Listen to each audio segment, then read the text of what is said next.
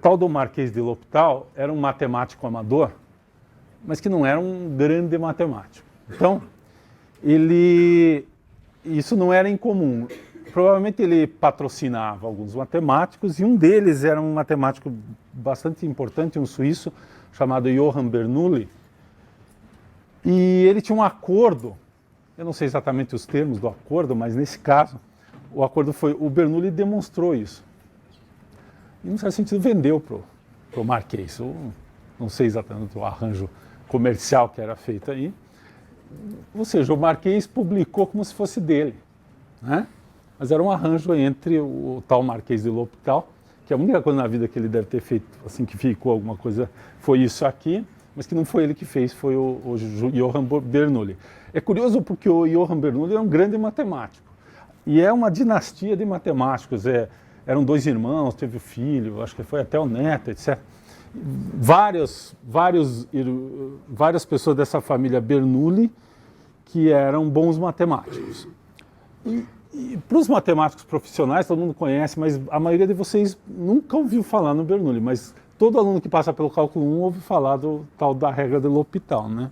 Então, para a posteridade, para a maioria das pessoas, o Bernoulli é um desconhecido. E ele era um matemático muito bom. E o Marquês de L'Hopital, que não era matemático, praticamente, foi que ficou com o nome aqui. Mas tudo bem, né? Ele patrocinou os caras. Assim, o Bernoulli conseguiu fazer muitas outras coisas importantes na história da ciência e da matemática. Tem uma parte importante da matemática foi desenvolvida ali no fim do século XVIII, 1700 e tanto, até o início meados do século XIX. Depois tem consequências que é chamado cálculo de variações, e os irmãos Bernoulli foram importantes. Eu não sei se foi o Johann ou se foi o irmão dele que provou que descobriu como é que era a superfície. Era um problema que desde a época do Galileu, mesmo antes, o pessoal estava tentando descobrir, que era o seguinte: qual é a superfície que, se você jogar uma bolinha e não tem atrito, que ela vai deste ponto até esse no menor tempo possível. Era um problema que vivia atormentando, e um dos irmãos Bernoulli resolveu esse problema usando uma estratégia muito interessante, que é aquela coisa da lei de Snell, uma analogia com a lei de Snell, e resolveu. E aquela curva chama braquistócroma, um nome complicado, mas ela está relacionada com função hiperbólica, né? Com funções hiperbólicas. Então, por exemplo, eu acho que o Galileu disse que era o plano, a reta, mas o pessoal começou a fazer uns experimentos e percebeu que não era um plano inclinado. Você pode pensar assim: eu tenho esse ponto e esse ponto estão fixos. Eu quero ir daqui até aqui com uma superfície de tal maneira que, se eu soltar uma bolinha daqui até aqui, a aceleração da gravidade é constante nessa direção. Qual é o menor tempo possível? E eu acho que Galileu, um dos pré-cientistas, né, assim, famoso, propôs que fosse o plano inclinado, mas não é. E aí, alguns experimentos mostraram que não era, que era alguma coisa curva, assim. E é essa curva que foi um dos irmãos Bernoulli que descobriu. O log está tendendo a zero, aqui nesta conta. Que valor de log que dá zero? Qual é o valor da variável? Para que valor o log dá zero? 1. Então, na verdade, o que você faz aqui, você põe o limite para dentro, porque a função é contínua, e aplica a exponencial dos dois lados. Do lado de cá vai ficar x, vai ficar o limite. A conta aqui, o passo é assim, se escreve assim, ó, log n de limite, e essa passagem daqui para cá usa a continuidade do log no seu domínio.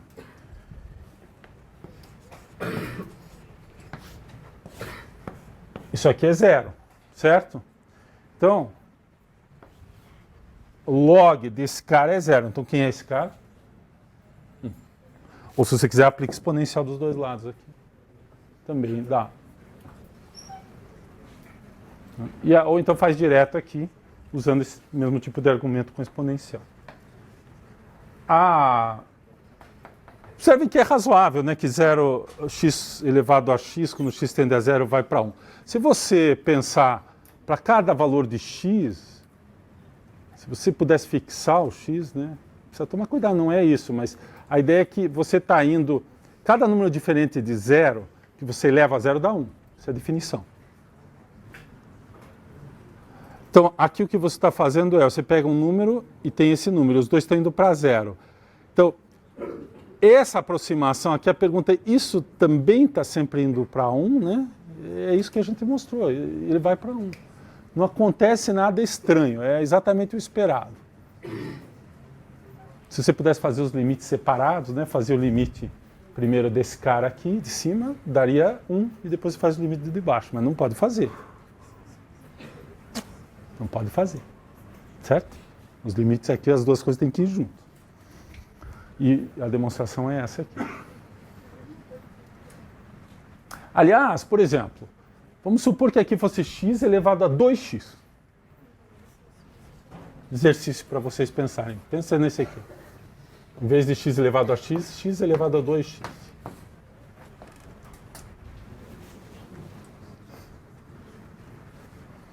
Ou x elevado a x ao quadrado. Uma outra possibilidade. Ou, pensa nessas duas aqui. Vê se faz alguma diferença. Aplica o mesmo método. Tá? Exercício interessante.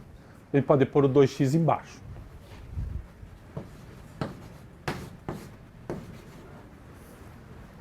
Tem várias possibilidades. Né? Fazer isso aqui olhando o que está acontecendo. Vou deixar para vocês pensarem um pouquinho. Os problemas de otimização, eles estão relacionados com uma situação em geral que tem alguma aplicação, que tem alguma situação que vem de um problema real, modelado matematicamente, e você quer ou maximizar ou minimizar alguma função que vai aparecer, alguma grandeza. Então lembra daquele problema da lata? Nós já fizemos aqui. A gente tinha uma lata cilíndrica que nós queríamos determinar o raio e a altura.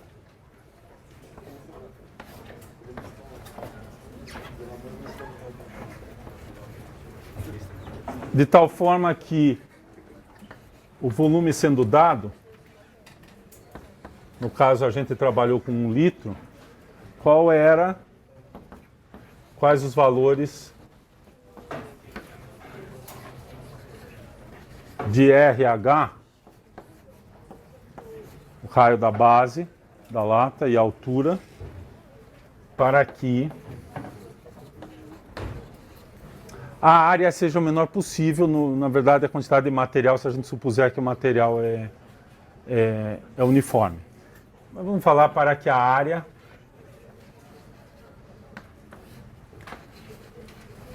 da lata seja o menor possível, ou da superfície da lata seja o menor possível. Ou seja, a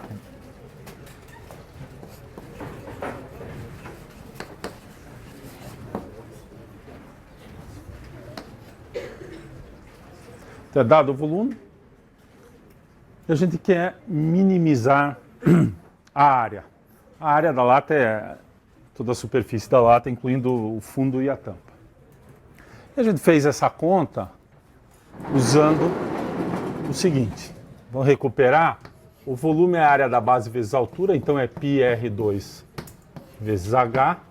A área é 2 vezes πr2, que é a tampa e o topo, né?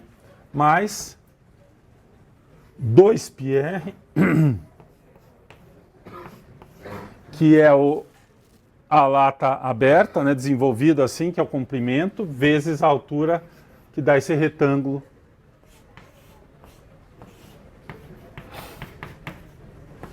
Que é a lateral da lata.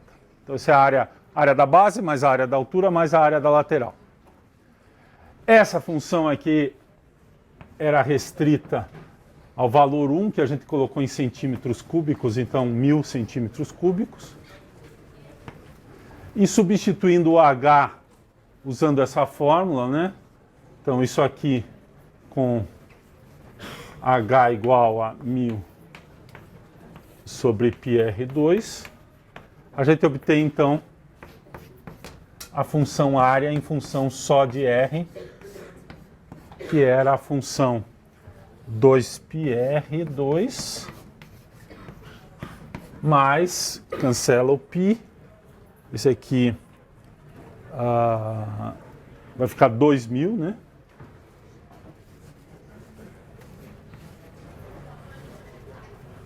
Quando eu substituir o H ali, vai ficar 2000, o π cancela, R sobre R ao quadrado, 2000 sobre R.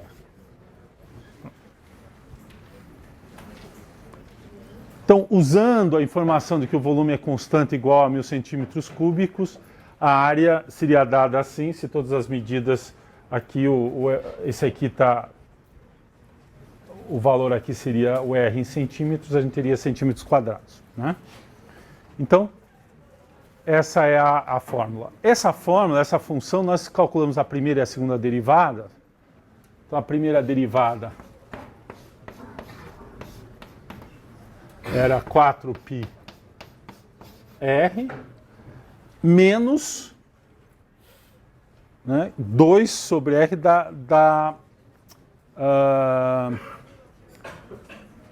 não, menos 1 sobre R2, 2000 sobre R2. Essa é a derivada. E, portanto, essa função, se a gente olhar, ela tem, para valores de R pequenos, essa parte aqui vai para zero e essa parte explode, então ela é negativa. A partir de um certo ponto, tem um valor em que isso é zero, né? O valor em que isso é zero é um ponto crítico, tem um valor só, que é dado pela raiz cúbica do que? Se eu passo isso para cá e divido, de 500 sobre π.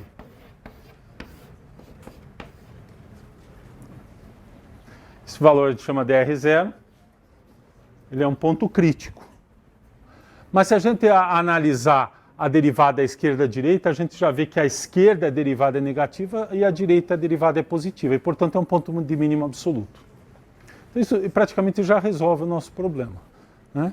Que essa expressão aqui, que eu tenho, ela é positiva, negativa à esquerda desse ponto e positiva à direita desse ponto, porque essa função é estritamente crescente e essa aqui é estritamente decrescente. Então, uma vez que cruzar, o sinal não volta mais. Ela passa de negativa para positiva, neste ponto é R0. Portanto, o gráfico tem uma cara assim. Aliás, aqui é bom observar que a gente só vai trabalhar para R positivo, né? R negativo não faz sentido. Então, meu R0 está aqui. E a minha função... Eu vou escrever já a função A, né? Esta função aqui, ela explode no zero. E quando R vai para infinito... Esse termo, ela explode no zero por causa disso aqui, vai para mais infinito, esse aqui vai para zero, e no mais infinito esse vai para zero e esse vai para mais infinito. Então e esse comportamento aqui, ela deve ter um valor de mínimo aqui. E tem esse comportamento assim. Preliminarmente é assim, né? Desenhar melhor isso aqui um pouco.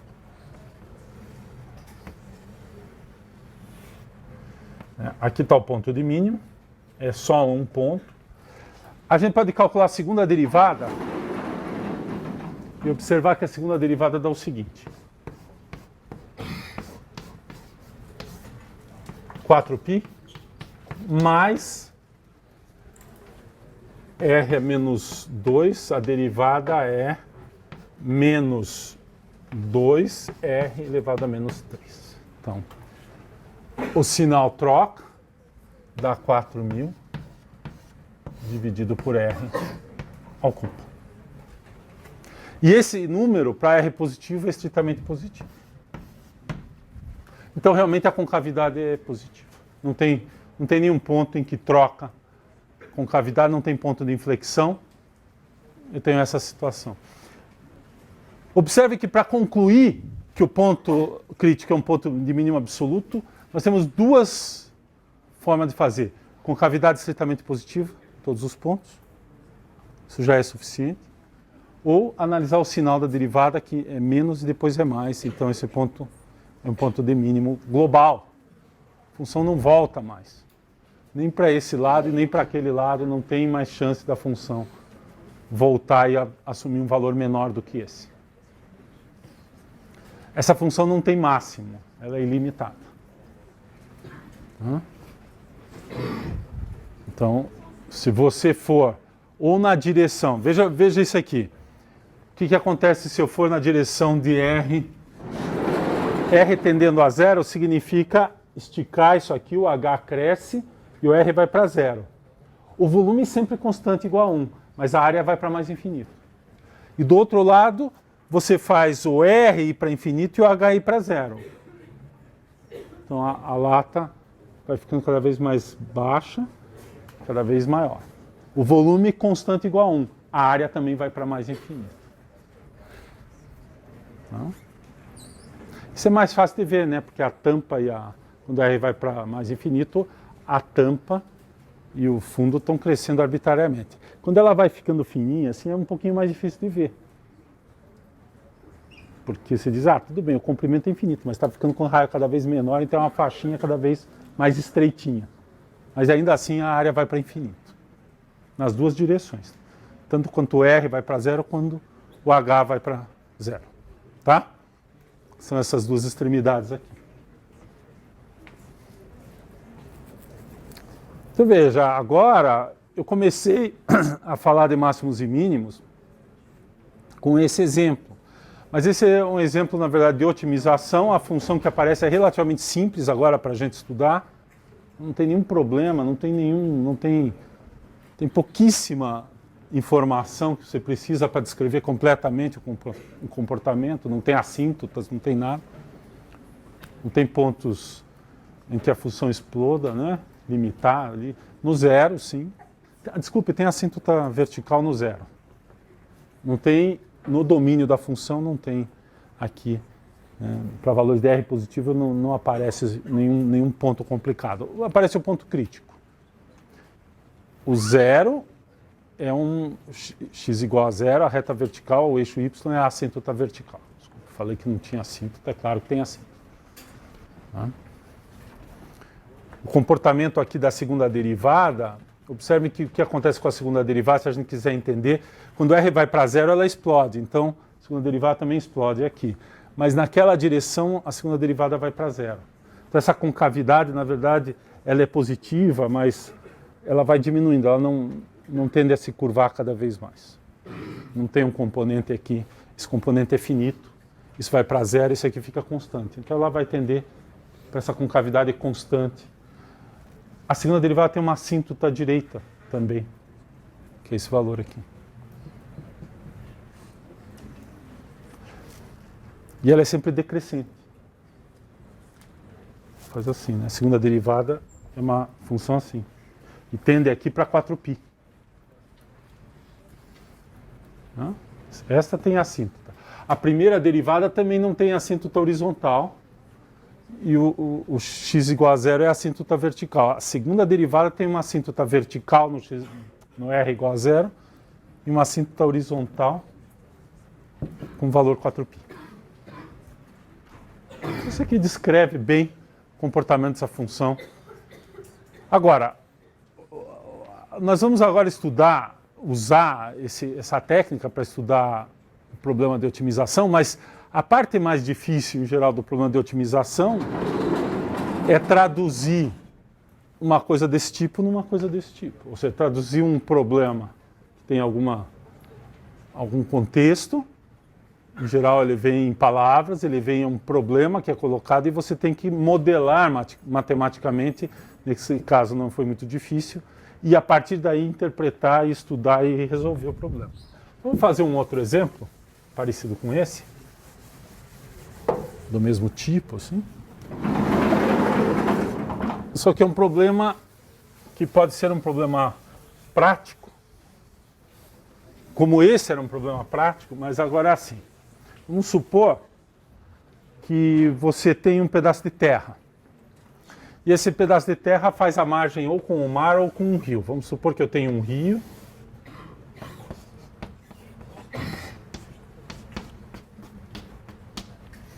E você é dono dessa propriedade do lado de cá. E você quer fazer um cercado para que os teus animais aqui possam beber água no rio. Mas você quer um cercado retangular.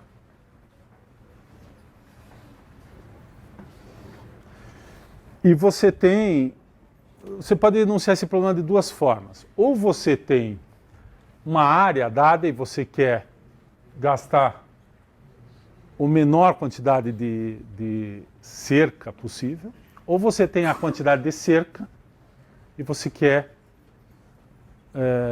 ver a maior área possível. Em geral, o problema é assim, você tem um certo número de animais, cada animal precisa de, vamos supor que seja gado, alguma coisa, precisa de uma certa área para pastar, né? E você então diz assim, não, então eu quero que tenha aqui, sei lá, 10 mil metros quadrados. Que é o quê? 100%. Se for um quadrado é 100%. Uma quadra. Então, um problema relativamente tem uma certa quantidade lá, não é muito grande. Você pode pôr 100 mil, 1 milhão, alguma coisa assim. Vamos pôr 10 mil, vamos supor que a área é dada. Tá aqui. Aliás, a unidade daquele problema ali era centímetros, né? No fim, aquela. Voltando naquele problema, lembrem que quando a gente calcula o H a partir do R, a gente obtém que o H é igual ao diâmetro. Ou seja, a largura da base é igual, a altura é igual à largura da base.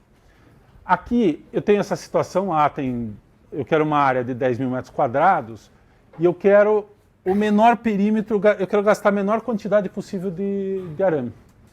Vamos ver se o problema faz sentido. Então eu tenho essa área, nós podemos colocar unidades aqui, eu vou colocar esse valor aqui, essa largura é A e essa altura aqui é B. O perímetro não tem esse pedaço aqui. Esse pedaço aqui, na verdade, é o rio, eu quero deixar assim. Quero deixar aberto. Então eu tenho a área é A vezes B. E qual é o perímetro? O perímetro, vou denotar por P, podia ser L, o comprimento aqui, é A mais 2 vezes B. Problema bem simples. E eu quero o quê? Quero estudar esse perímetro em função de A e B. E A e B tem essa restrição que A vezes B é 10 mil. Mesmo tipo de coisa. O que eu faço?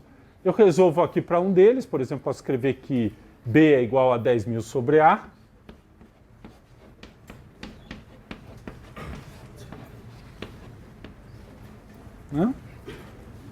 Substituo nessa equação, eu fico com A mais 20 mil vezes sobre A, e essa é a fórmula do perímetro. Isso aqui então me dá uma expressão que tem um comportamento meio parecido com aquele. O que acontece? Quando A vai para zero, esse termo vai para zero, e esse aqui vai para mais infinito. Quando A for para mais infinito, esse vai para zero e esse vai para mais infinito, como uma reta, na verdade. Então agora a gente procura o lugar onde isso é zero, a derivada é zero, que vai ser o mínimo. Então se eu derivar em relação a A, essa expressão, eu obtenho 1 menos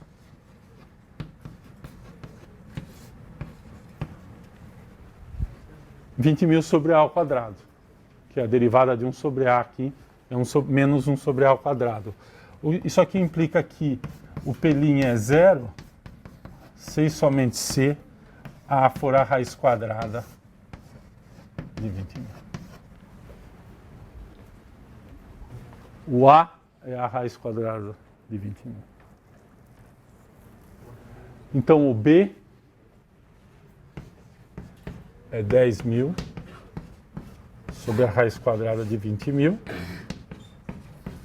E, portanto, isso aqui é multiplico por raiz quadrada de 20.000 em cima e embaixo, dá 1/2 da raiz quadrada de 20.000. Ou seja, o B é metade do A. E é um retângulo realmente como eu desenhei ali, onde o B é metade do A e o produto dos dois dá o meu... Tá certo? Não, tem alguma coisa errada, não tem?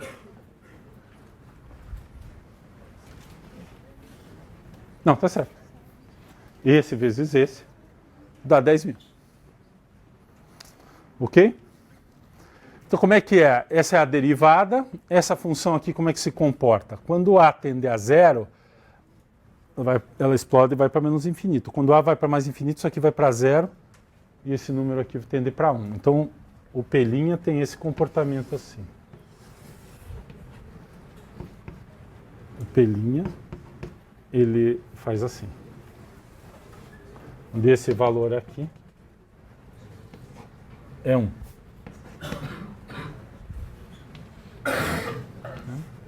Esse é o P'. O P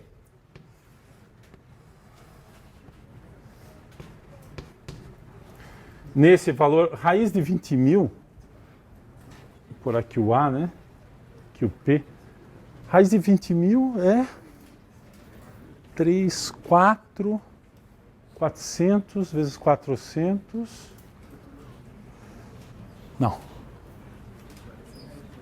Não, é. 100 raiz de 2. É isso? Mais fácil, né? 140 aqui, 400, tá? 400 vai dar 160.000. Vai dar... Então isso aqui é aproximadamente 142. Não, 1,4142. 141. Obrigado. É bom ter engenheiros na sala, hein? Pessoal que faz conta rápida de cabeça. Então tá aqui, 141 metros, aqui 70. Então vamos pôr aqui na escala, aqui vamos pôr aqui 100, 200. Então eu vou ter uma situação assim, se a gente olhar a função aqui, quando x tende, quando A tende a zero, isso aqui vai para mais infinito. Aqui no 141. Qual é o valor que ele assume? A escala aqui. Aqui é o perímetro, né? Então eu tenho que fazer esta conta aqui de somar. Né? Eu tenho que somar esse aqui mais 2 vezes esse. Então quanto que dá o perímetro aqui? O perímetro aqui seria 3 vezes...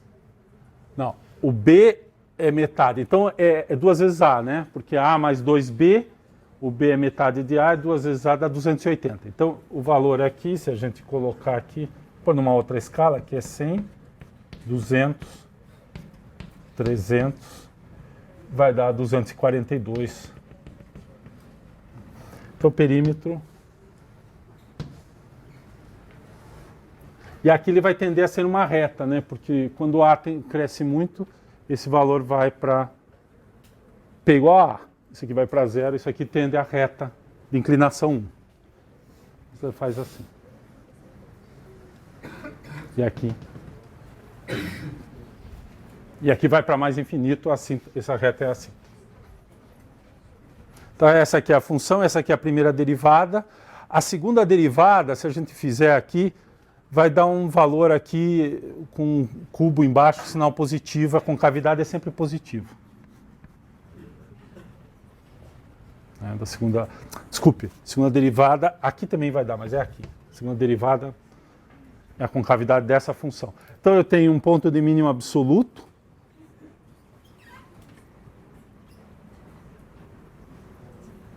Não, o que que eu... Não, isso aqui está errado. Vocês não notaram que isso aqui estava errado? Está totalmente errado. Por quê? Porque tem um zero, é negativo inicialmente, depois fica positivo. Opa.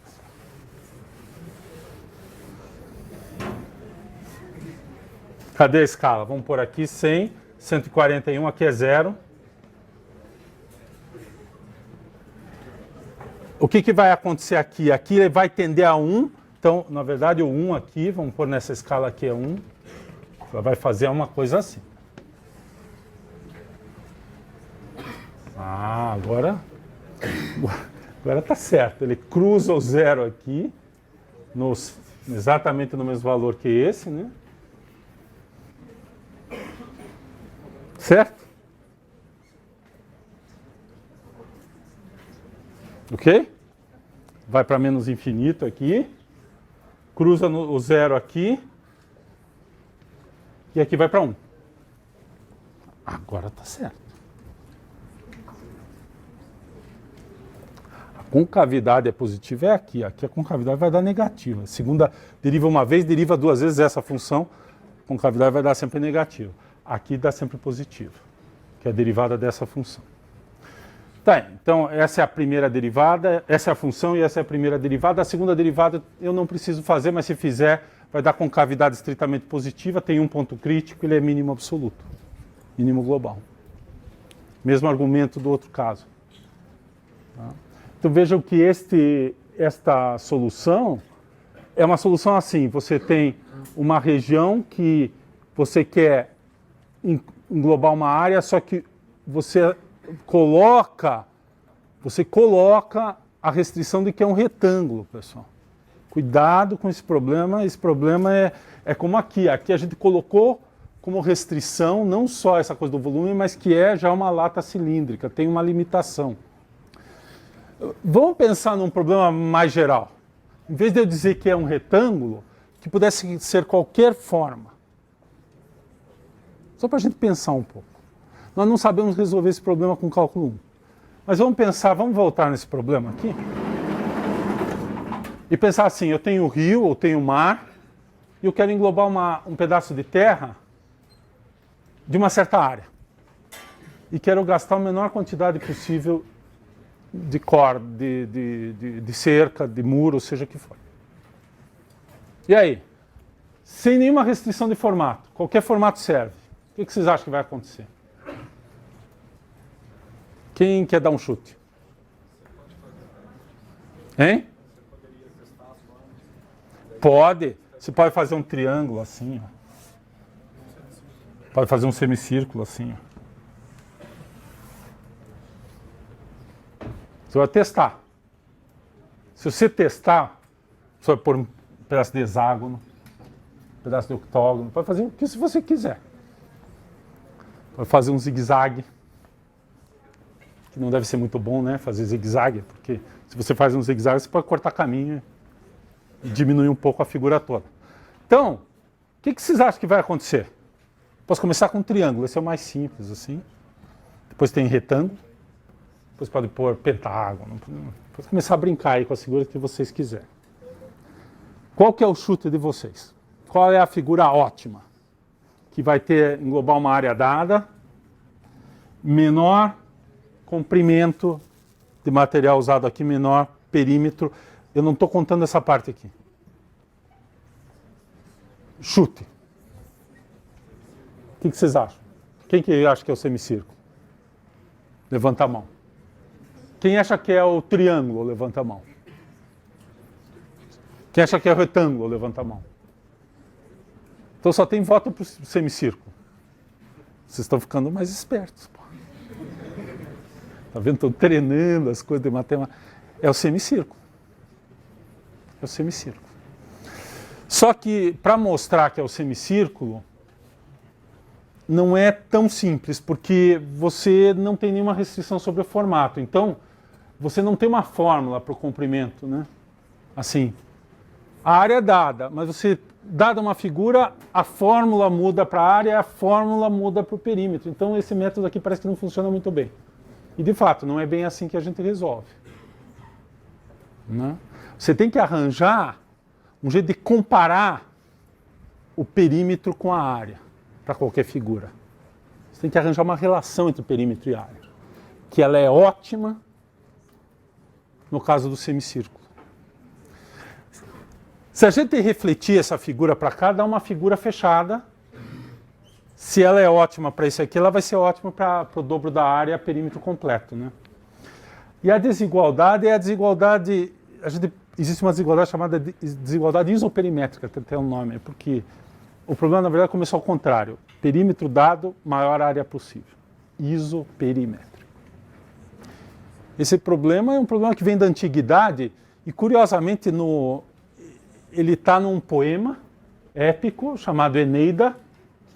Alguém já ouviu falar de um poeta romano chamado Virgílio? Que basicamente é a uma história da fundação de Roma. Né? Enéas a Eneida, por causa do nome de Enéas, está relacionada com a história da fundação de Roma. Mas, logo no começo desse poema, isso aqui é uma curiosidade histórica, o poema não é necessariamente histórico, mas certamente alguns fatos lá eram fatos históricos. Mas, no início do poema, tem uma princesa da Fenícia, que seria hoje o Líbano, que briga com o irmão e ela vai embora. Então ela é mandada embora, ela vai com alguns navios tal, e o grupo dos adeptos dela, dos seguidores, e eles viajam lá no Mediterrâneo e terminam aqui numa região do norte da África, que eu acho que hoje fica qual que era o país do Gaddafi mesmo? Na Líbia. Acho que é na Líbia. Para ali. E tem gente no lugar. E ela chega com os seus súditos. Era uma princesa e ela vai negociar que ela quer um pedaço de terra. E a história que está no poema, isso. Ela diz assim, eu quero negociar. E os locais fazem a seguinte proposta. Você pega o maior pedaço de terra que você conseguir englobar com o couro de uma vaca. Foi essa a proposta. O couro de uma vaca não é muita coisa, né? Daí ela pegou o matemático da corte lá e disse assim, você resolve esse problema para mim. Ele disse, bom, a primeira coisa que nós vamos fazer, nós vamos cortar esse couro em tirinhas bem finas. E vamos amarrar uma na outra e vamos fazer uma corda bem comprida. E a segunda coisa, como eles estavam no mar Mediterrâneo, nós temos que pegar um pedaço de terra. E aí nós fazemos um semicírculo. Então o problema é curioso, é um problema matemático que está lá no poema de Virgílio. Vocês veem como esse é um tipo de preocupação que já existia na antiguidade. Nós estamos falando de um poema escrito há 2000 anos atrás, acho que Virgílio é contemporâneo de Cristo, mais ou menos, um pouco antes, acho. Conta a história da fundação de Roma e já fala de um problema matemático desse tipo. Os gregos já tinham preocupações com problemas desse tipo. A gente sabe que os gregos sabiam bastante de matemática e desenvolveram uma porção de matemática. Então, a ideia de que esse problema aqui, a solução era um semicírculo, era uma ideia que já vinha lá de trás. E tem muito a ver com a ideia de simetrias. O círculo ou o semicírculo são as figuras mais simétricas.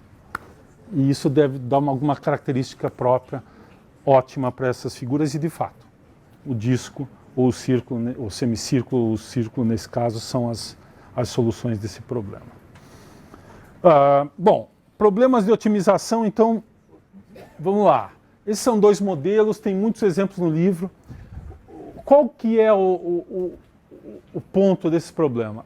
É conseguir montar as equações básicas, é a modelagem matemática do problema. Então, o roteiro desse problema é fazer um esboço, em geral, geométrico, gráfico, se tiver relação com um problema geométrico, então, alguma outra coisa, tentar esboçar e ver quais são as quantidades envolvidas, as funções envolvidas. Aí você, nesse caso, tem outros tipos de problema, você tem uma restrição, tem um vínculo que a gente chama, tem um problema que a gente vai minimizar esta função com este vínculo, e as variáveis que determinam o vínculo também são as variáveis que determinam a função de interesse. A partir daí você trabalha com as equações para reduzir o problema a um problema de uma variável. Nós só sabemos resolver esse problema trabalhando com uma variável, por enquanto. No segundo semestre vocês vão aprender a trabalhar com duas variáveis ou mais. E tem outros métodos. Mas ainda nessa situação que a gente está, a nossa tarefa é transformar o nosso problema, que tem duas variáveis, A e B nesse caso RH, num problema que é uma só variável, usando a restrição, usando o chamado vínculo entre as variáveis, A e B, nesse caso, e o vínculo entre as variáveis R e H nesse caso. Com essa restrição, a gente substitui na fórmula da função de interesse e procura máximos e mínimos dessa função.